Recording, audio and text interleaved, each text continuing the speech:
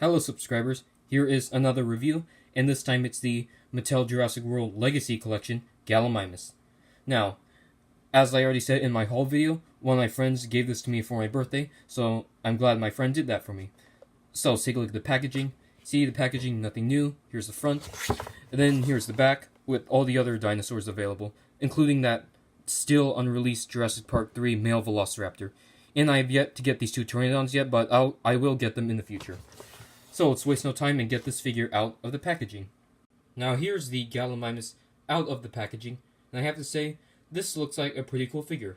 But of course, by taking a first look at it, and if you have the battle damaged Gallimimus, you can see that this is just a retool of that battle damaged figure. So let's take a look at the detailing first. See the detailing?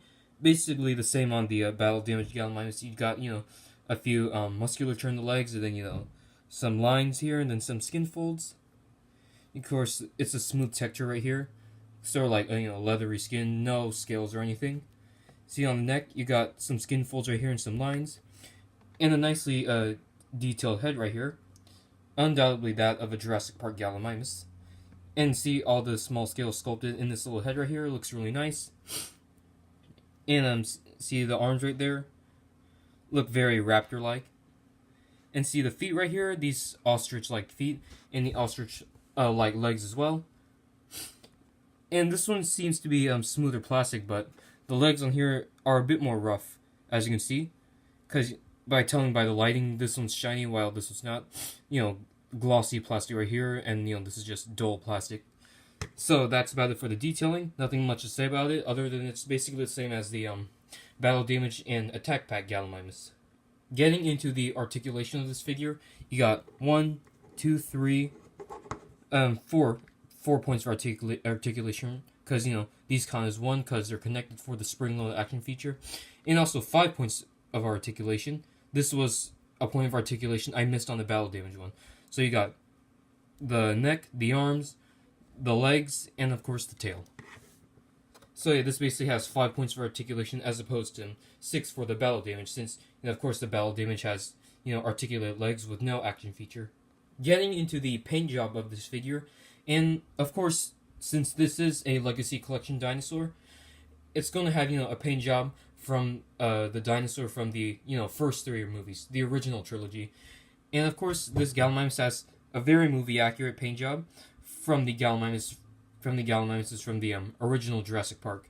See, it's got, the awesome sandy colors right here, then, the light brown striping right here, and of course the dark brown.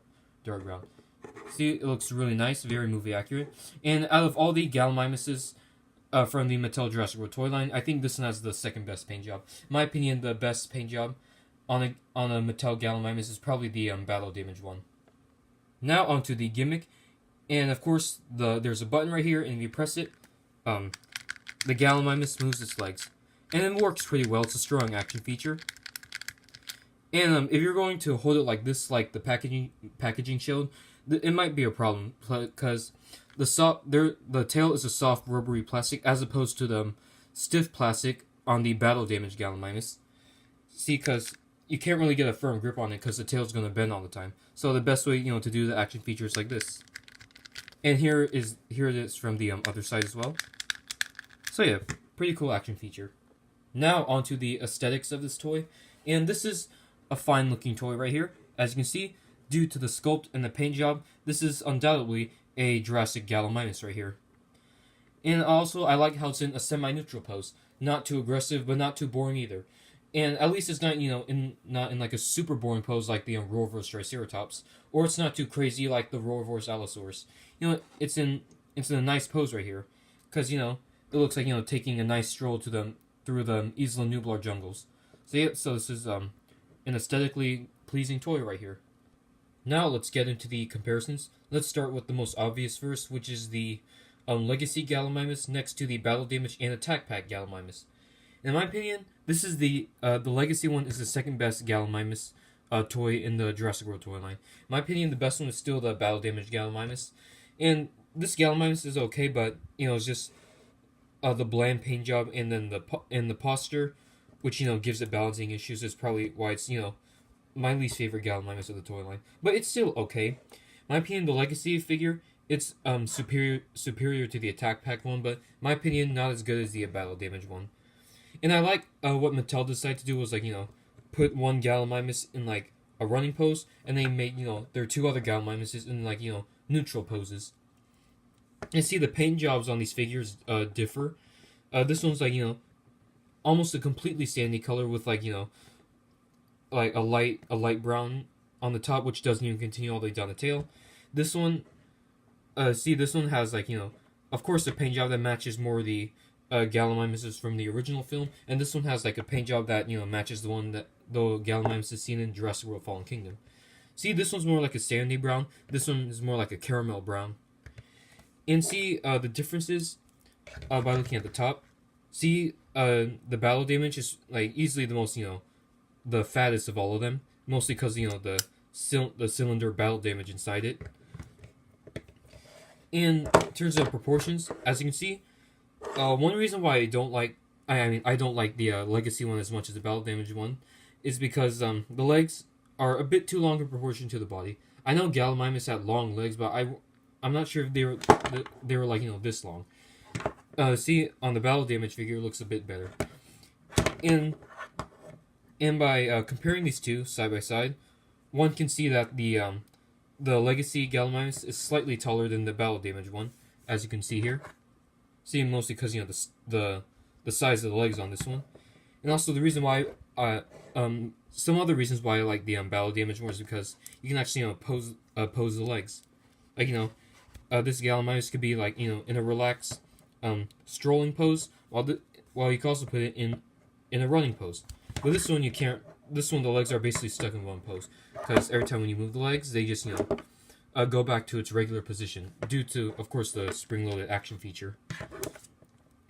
So yeah, that's oh yeah, another thing. See, this one has like a softer plastic, almost like a rubbery type material. They're very soft, and also due to the soft material on this Gallimimus, it's kind of harder to articulate the arms. While this one is a stiffer plastic, and you can articulate the arms easily, and also you can hold on to the battle damage Gallimimus figure if you're going to hold it by the tail. So yeah, these are the three Gallimimuses. Like I said, my favorite is the battle damage one, then the legacy one, and then the attack pack one is okay. Here's the legacy Gallimimus next to some other legacy collection dinosaurs I have. Well, there you have it, guys. This is the Mattel Jurassic World Legacy Collection Gallimimus. Overall, this is a really nice looking figure. It's well detailed, complete with a movie accurate paint job and sculpt. Now, my only real issues with this figure is the lack of posability on the legs, but then again, that does make up for a cool gimmick. If you want this figure, it's still easy to find at Target stores, of course, for $9.99, which I think is a bit overpriced for a figure like this. So if I had to give this figure a rating, it will probably be an 8 out of 10. So if you guys like this figure, leave a comment, like, subscribe, and I'll see you in the next review.